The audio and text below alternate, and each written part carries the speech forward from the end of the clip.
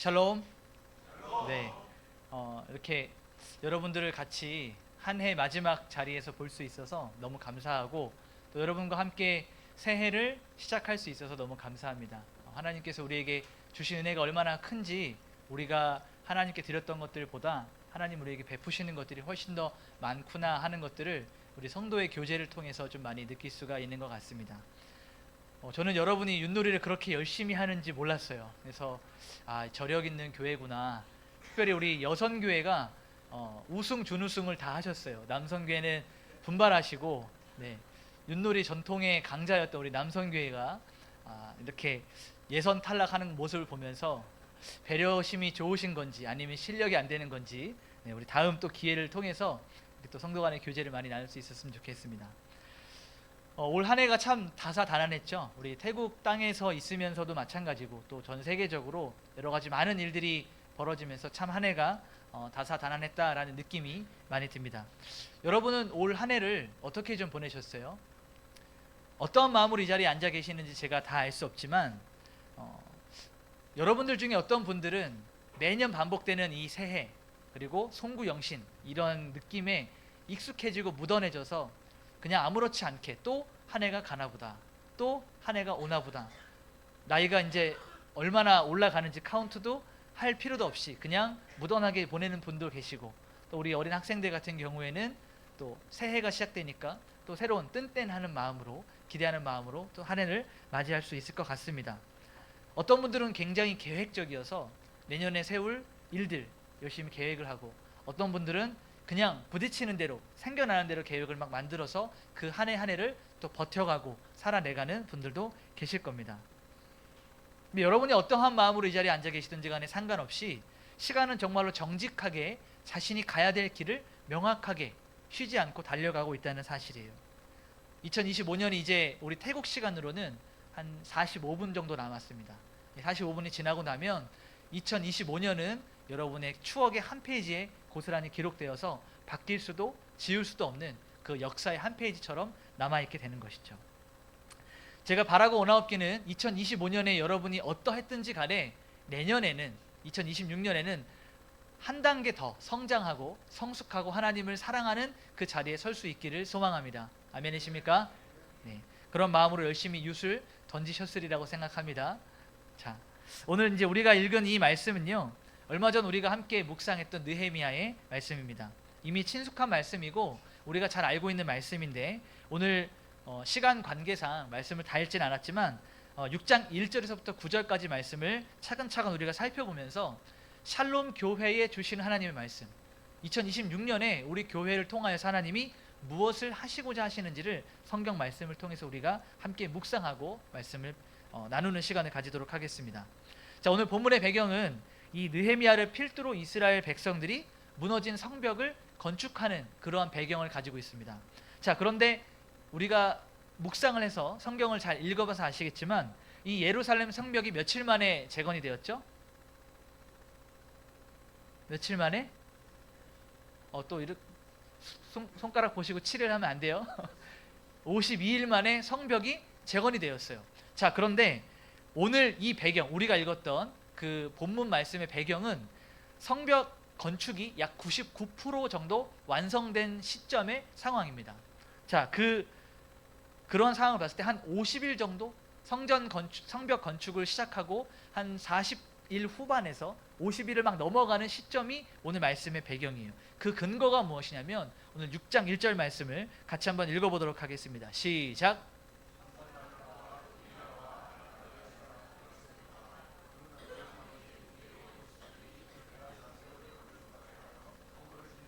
남기지 아니었다 함을 들었는데 그때는 내가 아직 성 문짝을 달지 못한 때였더라. 자, 여기서 무엇이 완성되지 않았다고 말합니까? 네, 성문의 문짝을 아직, 문을 달지 않았다라고 이렇게 이야기하고 있습니다.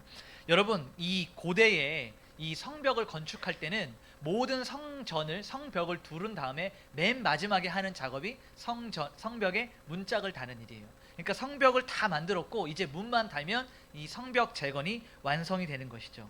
그러니까 우리가 오늘 이 말씀을 다루고 있는 이 본문 자체가 성벽 건축이 거의 다 완료되었다라고 하는 것입니다.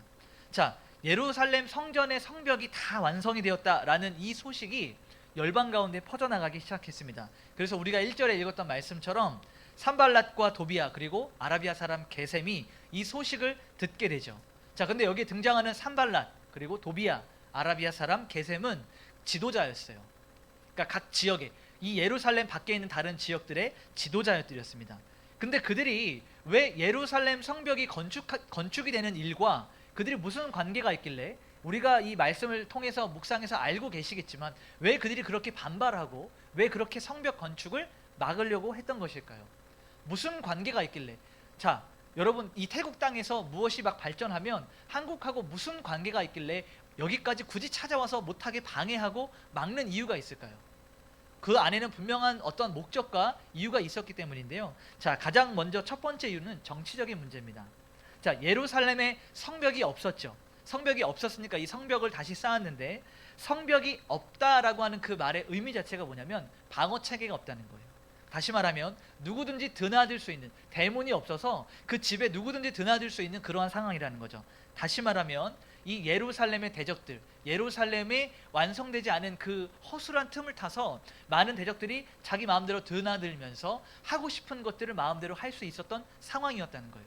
근데 성벽이 지어지면 어떻게 됩니까?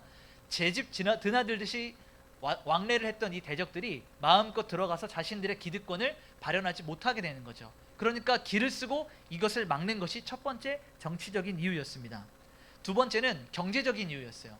그 땅에 들어가서 자신들이 부당하게 이득을 취하고 마음껏 물건을 취하고 폭리하고 이런 부정한 방법들을 통해서 예루살렘에 있는 것들을 착취하고 있었는데, 성벽이 재건이 되게 되면 그들이 함부로 들어가서 부당한 이득을 취할 수 없었기 때문에 이것을, 성벽이 세워지는 것을 극구 반대했던 것이죠.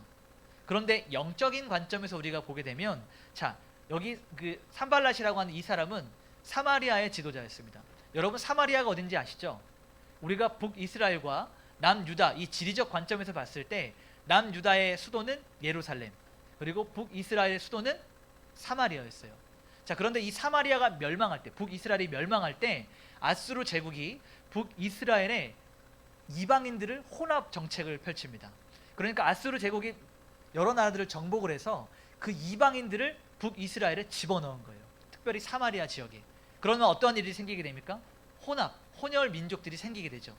자, 이스라엘 백성들이 실제로 그들이 가지고 있었던 정서가 뭐였죠? 선민, 하나님에게 선택받은 백성, 우리만 하나님의 사람들이고 모든 지구상의 모든 사람들은 다 이방인이었어요, 이스라엘의 관점으로는. 근데 이 사마리아의 이방인들이 섞이게 됨으로써 영적인 정결함을 잃어버리게 된 거죠. 근데 남유다는 그렇지 않았거든요. 그러니까 이 사마리아 사람들이 예루살렘을 볼 때는 영적인 그 질투심이 있었던 거예요.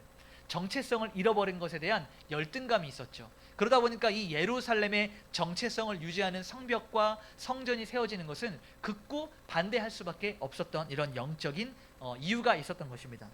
정치적인 이유가 있었고, 경제적인 이유가 있었고, 영적인 이유가 있었어요. 그러한 이유 때문에 이 산발랏과 도비아와 게셈은 이 예루살렘 성벽이 세워지는 것을 굳고 반대했던 것이죠. 자, 그래서 그들은 느헤미야를 이 성벽을 중지시키기 위해서, 성벽 재건을 중지시키기 위해서 마지막 단계에 있었던 그 느헤미야를 불러냅니다. 오노평지라는 곳으로 불러내는데, 우리 2절 말씀을 한번 읽어보도록 하겠습니다. 2절입니다. 시작.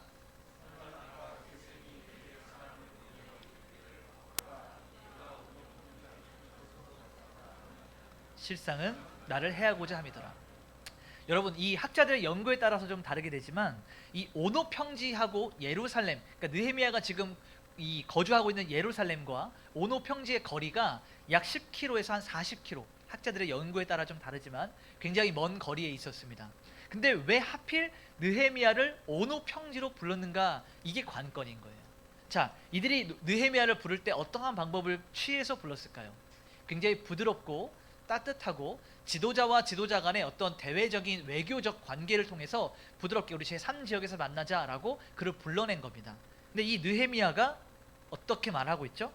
실상은 나를 해하고자 함이라. 그러니까 자신을 불러내서 예루살렘 성벽 건축을 못하게 막으려는, 자신을 죽이려고 하는 그 이유를 분명하게 알았다는 거예요. 자, 만약에 이 산발랏과 도비아와 게셈이 이 느헤미야와 진정한 화해를 원했다면, 정말 돕기를 원했다면 자신들이 했던 이 무장을 다 풀고 무장 해제를 하고 예루살렘으로 찾아와서 느헤미야를 만나는 것이 옳습니다. 근데 그를 어디로 불러냅니까? 예루살렘 성벽에서 굉장히 먼 거리에 있었던 오노 평지로 불러내서 만나자고 하는 겁니다. 이 느헤미야는 이것을 정확하게 알았던 거죠. 그래서 느헤미야는요, 그들의 요청에 응하지 않고요, 단호하게 거절합니다. 우리 3절과 4절 말씀을 우리 같이 한번 읽어보도록 하겠습니다. 시작. 내가 이제 큰 역사를 하니 내려가지 못하겠노라.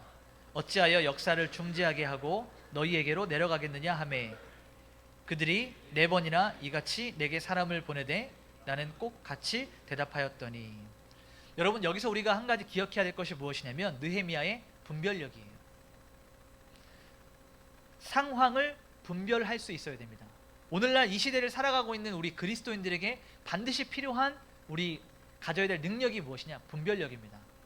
여러분, 상대가 아무리 좋은 의도를 가지고 우리에게 호의를 베푼다 할지라도 하나님의 관점에서 바라볼 때 그것이 정말로 좋은 것인지 여러분 분별할 수 있어야 돼요. 내게 어떤 유익을 주고 내게 이익을 주는 것이라고 해서 무턱대고 내가 그것을 분별하지 않고 붙잡아 버린다면 그것이 결국에는 하나님의 일을 그르치게 되는 자리로 갈 수 있다는 거죠. 여러분, 느헤미야 입장에서 다른 누군가가 나를 초대해서 초청을 해서 더 큰 일을 하자, 우리가 더 성벽을 거기서만 그치지 말고 더 좋은 일들을 하자라고 제안을 한다면 사람으로서 얼마나 외롭고 힘들고 나라가 멸망한 상황에서 더 많은 일꾼들이 함께 한다면 얼마나 힘이 되겠습니까? 그래서 오너 평지로 나아갔다면 정말 큰일 나는 것이죠. 기존에 해왔던 일들까지도 그르치게 되는 일들이 생겨나게 되는 것이죠. 여러분 한번 잘 생각해 보십시오. 우리가 하나님의 일을 앞두고 하나님의 일을 감당해야 되는 그런 상황에서 여러분을 유익하게 하고 여러분을 즐겁게 하고 여러분에게 만족을 주는 일이라 해서 여러분이 덥석 물게 된다면 이것이 하나님과 어떤 관계가 있는지를 분별을 먼저 해야 되는 그 사실을 느헤미야를 통해서 우리가 잘 판단해야 된다는 것입니다. 여러분, 오늘날 이 시대는요, 우리가 포스트 모더니즘이라고 해요. 다시 말하면 좋은 게 좋은 거야, 정답이 없는 겁니다. 이것도 맞고 저것도 맞으니 어떤 한 것을 강요하지 마라, 이거예요. 이게 오늘날의 시대 정신입니다. 굉장히 좋아 보여요. 여러분, 제가 지금 몇 가지 단어를 말씀을 드릴 텐데 이 단어가 주는 그 의미, 느낌이 긍정적인지 부정적인지 한번 생각해 보십시오. 포용, 화학, 수용, 이해. 여러분, 이 단어들이 긍정적인 느낌을 줍니까? 아니면 부정적인 느낌을 줍니까? 굉장히 긍정적이죠. 근데 이것이 오늘날 이 시대 정신과 맞물리면 절대 진리를 부정하는 자리로 가게 돼요. 왜 기독교만 맞느냐? 왜 제3의 성은 인정하지 않느냐? 왜 남성과 여성으로만 너희들 그렇게 판가름하느냐? 좋은 게 좋은 거야. 우리 화합하자. 우리를 수용해다오. 우리 포용하자. 여러분, 이러한 단어들이요, 굉장히 겉으로는 그럴싸해 보이지만 우리를 하나님에게서 멀어뜨리게 하는, 하나님에게서 우리를 멀어지게 하고 하나님에게서 단절시키는 그러한 일들이 될 수 있다는 겁니다. 그러니까 좋은 의미를 가진 단어라고 해서 여러분의 삶으로 다 가져오게 되면 분별력을 잃게 돼요. 그래서 우리는 이 함께 읽었던 느헤미야 말씀처럼 상황을 분별해야 되고, 우리가 거절할 때는 단호한, 아프지만 때로는 잘라내야 되는, 여러분의 손해와 여러분에게 피해가 있고 여러분이 잃는 것들이 많아진다 할지라도 때로는 말씀으로 인하여서 거절해야 되는 이런 분별력이 우리 삶에 필요한 것입니다. 여러분, 이 말을 또 잘못 오해하면 목사님이 다 거절하라고 했어, 그래서 무조건 다 부정적으로 뭐만 접근하면 안 돼, 난 화합하지 않아, 나는 포용할 수 없어, 난 수용하지 않아, 이렇게 반대로 가라는 것이 아니라, 우리가 모든 것을 다 날카롭고 경계하라는 것이 아니라, 중요한 것은 느헤미야가 무엇 때문에 분별하였는가, 무엇 때문에 거절하였는가, 이걸 알아야 돼요. 여러분, 3절 말씀을 보니까 뭐라고 되어 있습니까? 내가 큰 역사 때문에 내려갈 수 없다라고 했어요. 큰 역사. 여러분, 여기서 큰 역사는 무엇입니까? 큰 역사. 우리가 소극적 의미에서 접근을 한다면 성벽을 만드는 일, 문짝을 다는 일, 뭐 이렇게 생각할 수 있어요. 그러나 적극적으로 우리가 좀 더 확장해서 그 개념을 살펴보면 하나님의 일 때문이죠. 내가 지금 큰 역사 때문에 내려가지 못한다라고 하는 것은 단순히 건물을 짓는 것이 아니라 하나님의 일, 하나님의 예배 회복, 우리 공동체가 새롭게 세워지는 하나님의 예배 공동체를 위해서 내가 움직일 수 없다라고 말하고 있는 겁니다. 그러니까 여러분이 분별할 때 그 기준이 어디에 있느냐를 먼저 잘 봐야 돼요. 하나님의 예배, 하나님을 예배하는 것, 하나님을 높이는 것, 내 삶의 어떠한 기준 위에 하나님의 말씀이 먼저 있는가 없는가를 살펴보아야 됩니다. 여러분, 근데 대적들은요, 이 산발락과 도비야 그리고 이 게셈은요 굉장히 집요해요. 우리식으로 표현하면 집착이, 우리 학생들이 있으니까 좀 더 알아듣기 쉽게, 쩔어요. 집착이 쩔어요. 이 무슨 말이냐면 우리 학생들이 잘 좋아하는 거 보니까 제가 아직 젊은 피가 좀 있는 것 같습니다. 너무 집요하게 붙드는 거예요. 너무 집착하는 거예요. 누구를요? 느헤미야를 끌어내리기 위해서 멈추지 않는 겁니다. 자, 편지를 보내고 사람을 보내고 만나자 하는데 몇 번 한다고 나옵니까? 4번이나. 4번이나. 자, 지금 성전 문짝을 달기 전이에요. 성벽이 52일 만에 건축됐어요. 아마도 2, 3일 혹은 3, 4일 정도 되는 그 기간에 4번이나 찾아가서 계속해서 느헤미야를 온오평지로 불러내서 그의 성벽 재건을 중단하게 하려는, 그를 해하고자, 더 적나라하게 표현하면 느헤미야를 죽이고 모든 일들을 무마시키기 위한 그런 일들을 시도했다는 겁니다. 여러분, 똑같은 일을요, 제가 참 부끄러운 고백인데, 제가 뭔가를 하고 싶고 뭔가를 원할 때 제가 집에서 아내에게 자주 얘기해요. 자주 이야기한다는 건 반복적으로 이야기한다는 겁니다. 처음에는 거절당해요. 나 이거 무엇을 사고 싶어, 무엇을 하고 싶어, 안 돼. 하고 싶어, 안 돼. 근데 제가요 3번, 4번, 5번 좀 집요하게 계속 얘기하면 결국 제 손에 그게 들려 있어요. 안 좋은 습관이죠. 사람이 반복적으로 계속 얘기하면 귀찮고 질려서라도 뭔가를 들어줘요.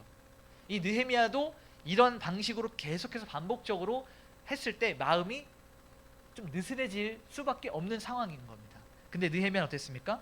이 집요하고 집착적이었던 상대의 그러한 요청에 단호하게, 단칼에 거절했어요. 그들은 느헤미야가 움직이기를 기도했지만 느헤미야는 완전하게 거절했습니다. 자, 느헤미야를 흔들었어요. 근데 흔들리지 않아요. 그러니까 어떻게 합니까? 다른 방법을 취하게 되는데, 우리 5절과 6절을 한번 읽어보도록 하겠습니다. 시작.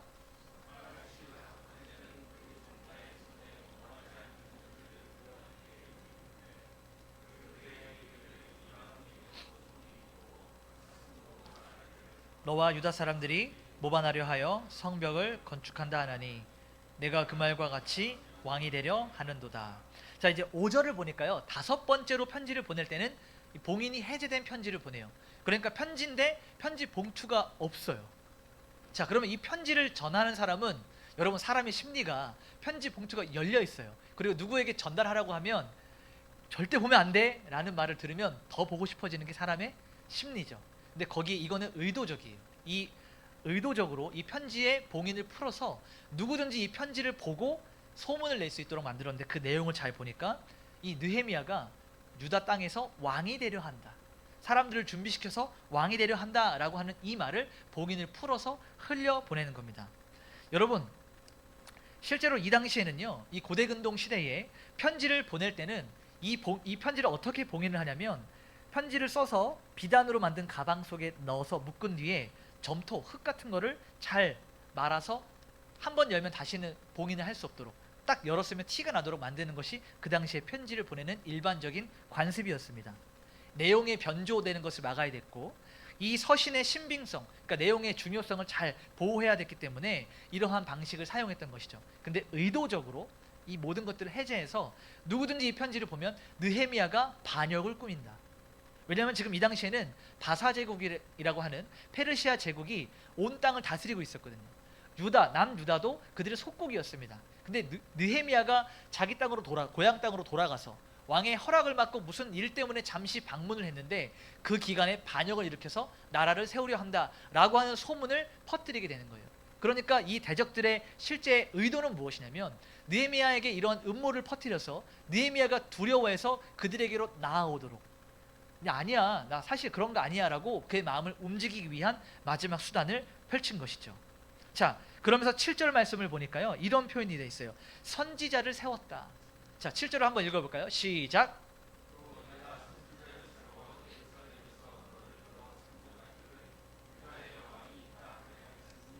지금 이 말이 왕에게 들릴지라. 그런즉 너는 이제 오라 함께 의논하자 하였기로. 여러분 여기서 이 산발랏이요 편지를 보내면서 무슨 내용을 썼냐면 선지자를 세웠다라고 그래요. 자, 그러면 이 느헤미야가 왕이 되는 것과 선지자가 무슨 의미가 있을까요? 어떤 연관이 있을까요? 여러분 이 구약시대 말씀을 잘 읽어보면 선지자들이 하는 역할이 있어요. 선지자는 뭐 하는 역할을 했습니까? 기름을 붓는 역할을 했습니다. 근데 이 기름을 부을 때 그 대상자가 누구냐? 왕이었어요. 왕.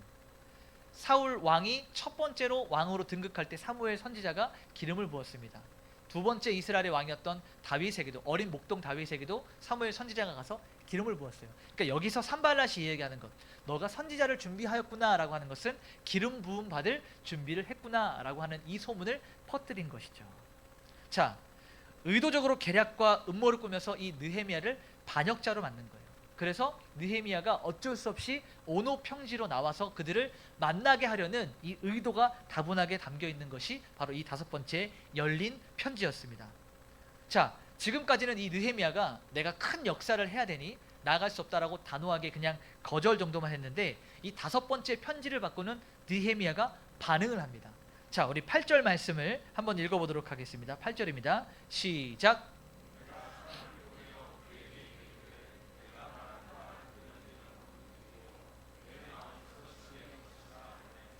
자, 지금까지는 그냥 못 간다라고 했었는데 8절 말씀을 보니까 이것은 없는 일이다. 네가 지금 거짓말하고 있다. 나는 그런 말을 한 적이 없고 네 마음에서 거짓말로 거짓 선동을 하는 것이다 라고 느헤미야가 반박을 하고 있습니다. 자, 9절 말씀을 한번 읽어보도록 하죠. 9절입니다. 시작. 두렵게 하고자 하여 말하기를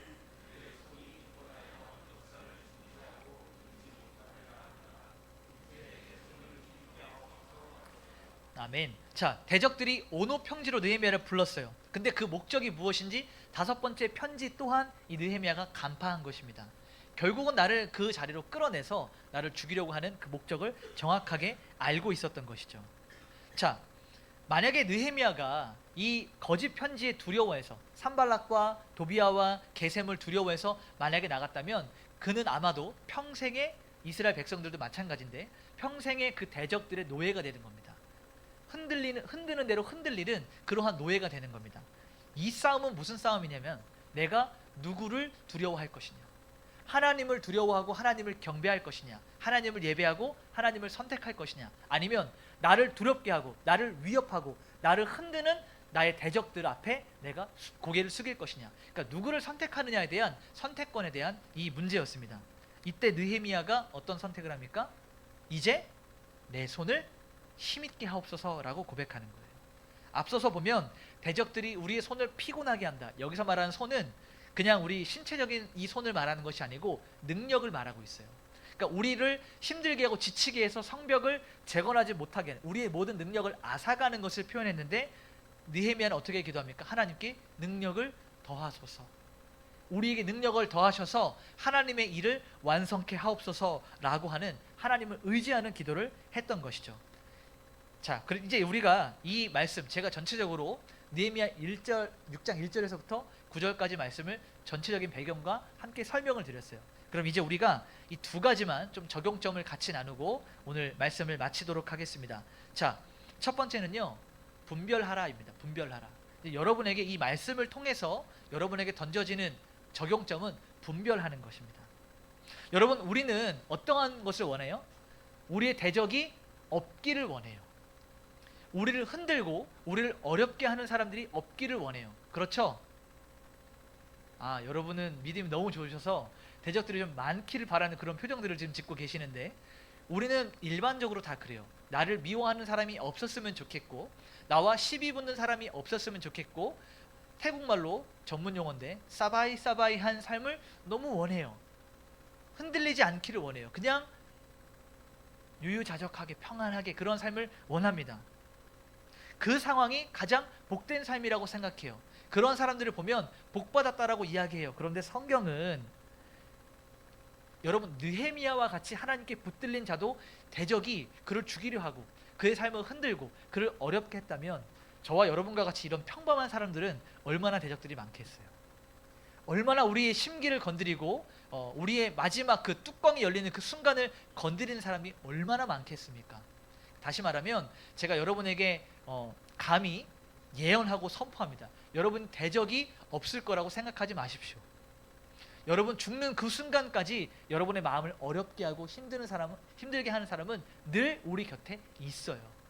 중요한 것은 무엇이냐면 그런 사람들을 내가 어떻게 대하는가, 어떤 분별력을 가지고 그런 상황을 마주하는가, 이것이 중요한 겁니다. 여러분 결정적으로 우리의 화를 돋구게 하는 것, 우리의 심기를 건드리는 것들은요, 하나님의 일을 그르치게 하는 거예요. 사람의 성내는 것이 하나님의 일을 이루지 못하게 한다. 말씀 그대로입니다. 그래서 우리에게 필요한 것은 인내와 다른 사람을 부드럽게 대할 수 있는 관용의 태도가 그래서 우리에게 필요한 거예요. 다른 일이 아니에요. 하나님의 일을 그치게 하는 그 자리에 여러분이 서지 않도록 우리는 상황을 분별해야 되고 대적들을 그들의 의도를 분별할 수 있어야 됩니다. 자, 그래서 여러분이 올 한 해, 이제 내년 한 해 2026년에는 분별하는 한 해가 되어서 쳐내는 것만이 아니라 한 발 더 나아가서 어떠한 모습으로 하나님을 더 섬길 수 있을 것인가. 우리 보통 여러분 교회 안에서 섬김을 제안을 받으면 아니에요, 괜찮아요 라고 한 발을 많이 빼죠. 그러시면 되겠습니까? 안 되겠습니까? 네, 함부로 대답할 수 없어서 입을 꼭 다물고 이렇게 복식으로 대답을 하시는 분들이 많은데, 하나님께서 부르실 때는 제자들이 마치 그물을 던지고 배를 던지고 나아갔던 것처럼, 여러분 엄마의 뱃속에서 10달 있었던 아이가 나와야 되는데 난 안 돼요, 2달 더 있다 나갈래요, 아직 때가 안 된 것 같아요, 전 아직 세상의 빛을 볼 시기가 안 됐습니다. 그럼 어떻게 되죠? 둘 다 위험해지죠. 엄마도 아이도 위험해지죠. 여러분 때로 우리가 섬겨야 될 때가 있어요. 하나님 우리를 부르실 때가 있어요. 근데 저는 아직 준비가 안 돼서, 아직 저는 부족해서, 그건 우리 생각이고, 하나님이 부르실 때, 하나님은 여러분이 완성되어서 부르시는 것이 아니십니다. 제가 완성되어서 이 샬롬교회 담임 목사를 하나님 부르신 것이 아니에요. 아무것도 준비가 되지 않고 여전히 부족하지만 하나님이 완성케 하시고자 부르시는 거예요. 아멘이십니까? 똑같습니다. 여러분들도 하나님이 부르실 때는 완성케 하시고자 부르는 것이지 여러분이 완성되어서 부르는 것이 아니다. 이 말씀을 잘 기억하시고 여러분이 섬겨야 되는 여러 많은 방면에서 열심을 내시기를 바랍니다. 이것이 저를 위해서가 아니라, 여러분을 위해서가 아니라 하나님의 나라를 위해서 섬기고 드리는 것이다 라고 생각하시면 너무 좋을 것 같습니다. 자, 두 번째는 우리가 의지하는 것이에요. 첫 번째는 분별하라, 그리고 두 번째는 의지하라예요. 의지하라. 여러분의 의지를 드러내라는 게 아니고 하나님을 의지하는 것, 하나님께 기대는 것, 이 부분을 말하는 겁니다. 여러분 느헤미야는 굉장히 능력 있는 사람이었어요. 지금으로 치면 이 남유다의 총독, 그러니까 남쪽 지역의 지도자였어요. 대통령 같은 사람이었습니다. 그런데 그가 자기의 능력으로, 자기의 경험으로, 자신의 실력으로 하지 않고 어떻게 했습니까? 하나님께 엎드려서 이제 내 손을 힘있게 하옵소서, 가장 겸손한 태도예요. 여러분이 만나는 그러한 어려운 상황들, 여러분이 마주하는 고된 상황들, 하나님 앞에 엎드리십시오. 이 느헤미야를 기억하십시오. 내 힘으로 할 수 없는 일들 앞에서, 행여나 내가 할 수 있는 일들도 하나님 앞에 엎드리고 기도하십시오. 제가 존경하고 사랑하는 저희 은사 목사님께서 그런 말씀을 하셨어요. 아무리 큰 일이라도 기도하면 하나님이 되고, 아무리 작은 일이라도 기도하지 않으면 내 일이다. 여러분 내 일로 만들지 말고 모든 것들을 하나님께 내어드리십시오. 하나님이 여러분의 삶 가운데서 일하게 하십시오. 그 기도가 이제 내 손을 힘있게 하옵소서입니다. 여러분 가운데서는 탁월하신 분들이 제가 많이 있는 걸로 알고 있어요. 능력도 뛰어나신 분들 많이 계시고, 지적으로도 훌륭하신 분들이 많이 계시고, 여러 많은 달란트들이 계신 것 잘 알고 있습니다. 근데 우리가 달란트가 많을수록, 많은 사람들에게 칭찬을 받을수록 조심해야 되는 것이 무엇이냐면요, 훌륭한 사람일수록 하나님을 의지하는 것이 좀 줄어들어요. 내가 해왔던 것들, 내 경력, 내 경험이 잘 되거든요. 세상 말로 세상에 통하거든요. 이렇게 해왔더니 되거든요. 그러면 하나님을 잘 찾지가 않아요. 근데 하는 일마다 막히는 사람들, 하는 일마다 실패하고 할 때마다 자신이 없고 늘 두렵고 떨린 사람은 어떻게 해요? 하나님을 찾을 수밖에 없어요. 그래서 약할 때 강함 되는 것처럼 우리가 잘난 것이, 그것이 중요한 것이 아니고 하나님을 의지하는 것이 훨씬 더 중요하다, 이것입니다. 주님께서도 말씀하셨죠. 어린아이와 같이 그런 마음을 갖지 않으면 하나님 나라에 갈 수 없다고 했습니다. 여러분, 왜 예수님께서 많은 부류가 있는데 왜 하필 어린아이를 예로 드셨을까요? 순수해서? 어린아이가 순수합니까? 우리 아이를 키워보신 부모님들, 아이가 순수합니까? 거의 대부분은 이렇게 고개를 좌우로 흔들고 계시는데, 이 아이가 태어날 때부터 얼마나 악한지 아이를 어떻게 불러요? 아가 이렇게 부르죠. 네. 태어날, 이게 우리가 전적 타락이에요. 아이는 순수하게 태어나지만 그 안에 내재되어 있는 이 악이 있기 때문에, 우리 모든 인류가 타락했기 때문에 아이는 절대로 자라고 나면 순수하지 않아요. 근데 주님께서 어린아이를 예로 드셨던 것은 무엇이냐면, 당시 이 신약시대 당시에 자기 힘으로 스스로 무언가를 할 수 없는 그 지위, 그 계층을 대표하는 자가 어린아이였어요. 무언가를 결정할 수 없고 스스로 해결할 수 없는, 그러니까 누군가의 도움을 받지 않으면 살아나갈 수 없는 대표적인 계층이 바로 어린아이였습니다. 그러니까 이 말은 전적으로 하나님을 의지하지 않으면 하나님 나라에 갈 수 없다라고 주님께서 말씀을 하고 계시는 거예요. 여러분, 느헤미야가 능력이 있어서 자기 힘으로, 자기 능력으로 문짝 달고 성벽 다 하고 다 자기가 원하는 대로 다 발라서 딱 마무리하면 누가 칭송받아요? 자기만. 여러분, 건축을 해보신 분 혹시 계십니까? 52일 만에 한 성을 마무리한다고 하면 세계 건축사의 기록이 남을 기네스북에 오를 만큼 굉장한 실력자거든요. 혼자 만족하고 혼자 뛰어나서 하나님하고 아무 관계없는 일을 하는 것, 이것이 하나님과 무슨 관계가 있습니까? 무슨 상관이 있습니까?